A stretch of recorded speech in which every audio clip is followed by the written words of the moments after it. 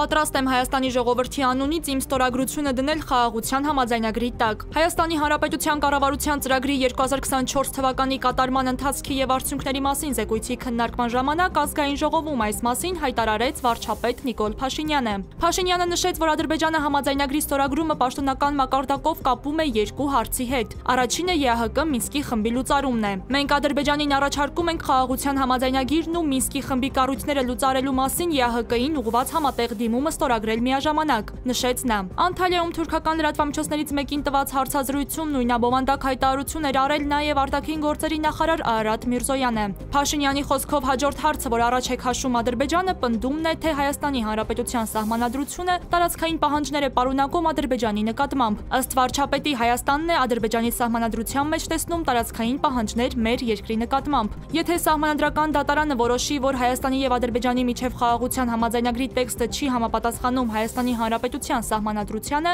այդ ժամանակ Հայաստանի Հանրապետությունը կունենա կոնկրետ իրավիճակ եւ անհրաժեշտություն կատարելու ընտրություն խաղաղության եւ հակամարտության միջև, ասել է Փաշինյանը։ Պաշտպանության բանակի նախկին հրամանատար Ջալալ Հարությունյանի պաշտպանները բողոքարկել են նրա վերաբերյալ դատավճիռը։ Այս մասին լրագրողների հետ զրույցում ասաց Հարությունյանի պաշտպան Արսեն Սարդարյանը։ Ջալալ Հարությունյանը 2 ամիս առաջ մեղավոր է ճանաչվել 44-օրյա պատերազմի ժամանակ ծառայության նկատմամբ անփույթ վերաբերմունք դրսևորելու համար եւ դատապարտվել 5 տարի 6 ամիս ժամկետով ազատազրկման։ Հարությունյանի փաստաբաններից Էդգար Այվազյանի խոսքով պաշտպանության բանակի նախկին հրամանատարը պատժի հետ անհամատեղելի հիվանդություն ունի, սակայն դատարանը նրա նկատմամբ փորձաքննություն չի նշանակել։ Փաստաբանի խոսքով դատավորը հրաժարվել է փորձաքննություն իրականացնել միայն այն պատճառաբանությամբ, որ միջնորդությունը չէր կարող այդ փուլում նշանակվել։ Ըստ նրա, պատիժը կրելու հետ անհամատեղելի հիվանդություն ունենալու հարցը կարող էր հենց լրացուցիչ դատալսումների ընթացքում քննության առարկա դառնալ, քանի որ մինչ այդ քննության առարկա են դառնում միայն վերդիկտ կայացնելու հարցերը, անձի մեղավորությունը կամ անմեղությունը հաստատելու համար։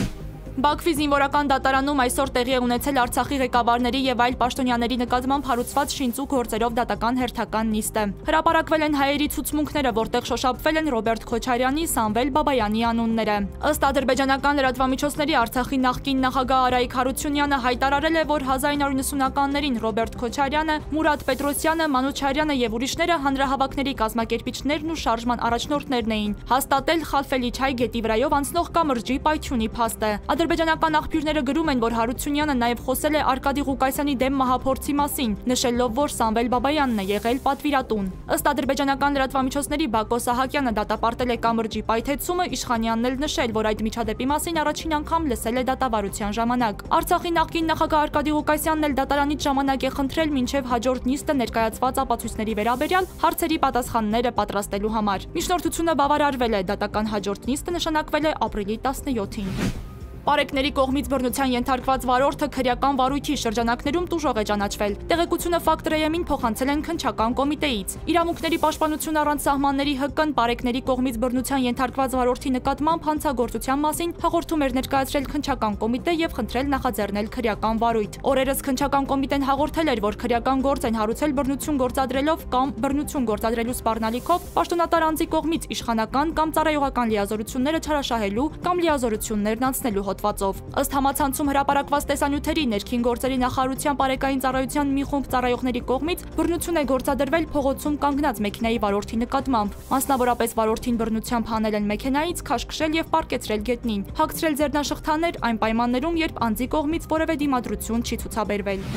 ԵՄ անդամ պետությունների կողմից տեխնացուներին տրվել է շատ հստակ հրահանգ չմասնակցել մայիսի 9-ի շքերթին Մոսկվայում, չկատարել նման ուղևորություններ, քանի որ դա չի համապատասխանում ԵՄ արժեքներին։ Այս մասին հայտարարել է Լատվիայի արտաքին գործերի նախարար Բայիբա Բրաժեն նախորդին Լյուքսեմբուրգում ԵՄ արտաքին գործերի նախարարների հանդիպման մեկնարկից առաջ։ Տեղեկությունը փոխանցում է Դոլչե Վելեի ռուսական ծառայությունը։ Սա մամուլի ասուլիսում հաստատել է նաև ԵՄ արտաքին գործերի եւ անվտանգության քաղաքականության հարցերով բարձր ներկայացուցիչ Կայա Կալասը։ Հայաստանը թեև ԵՄ տեխնացու չէ, սակայն Հայաստանի Հանրապետության ազգային ժողովն ավելի վաղ ընդունել էր Եվրոպական միությանը Հայաստանի Հանրապետության անդամակցելու գործընթացի մեկնարկի մասին օրենքի նախագիծը։ Մեկ ամիս առաջ Փաշինյան-Պուտին հեռախոսազրույցից հետո ռուսական կողմը հայտնել էր, որ Հայաստանի վարչապետը ընդունել է Ռուսաստանի նախագահի հրավերը մասնակցելու մայիսի 9-ի շքերթին, սակայն հայկական կողմը մինչև օրս պաշտոնապես չի հաստատել Փաշինյանի մասնակցությունը Մոսկվայում կայանալիք միջոցառումներին։ Օրերս միայն Հայաստանի վարչապետի մամուլի խոսնակ Նազելի Բաղդասարյանը հայտարարել էր, որ մայիսի 9-ը 29-ին Ռուսաստանի Դաշնությունում Փաշինյան-Պուտին-Ալիև եռակողմ ձևաչափով հանդիպում նախատեսված չէ, առանց հստակեցնելու արդյոք առհասարակ Փաշինյանի Մոսկվա այցը նախատեսված է, թե ոչ։ Սպիտակ տունը մտադիր է 50%-ով կրճատել պետդեպարտամենտի ֆինանսավորումը, այս մասին հաղորդում է The New York Times պարբերականը, վկայակոչելով իր տրամադրության տակ հայտնված ծառայողական փաստաթղթերը։ Դրանց համաձայն գալիք ֆինանսական տարում պետդեպարտամենտի բյուջեն կարող է կազմել $28 միլիարդ ներկայիս 54-ի փոխարեն։ Պարբերականի տեղեկություններով Թրամփի վարչակազմը մտադիր է կտրուկ կերպով կրճատել նաև ՄԱԿ-ի և ՆԱՏՕ-ի կառույցների ֆինանսավորումը, դադարեցնել պետդեպարտամենտի գծով իրականացվող բոլոր մշակութային և կրթական ծրագրերը։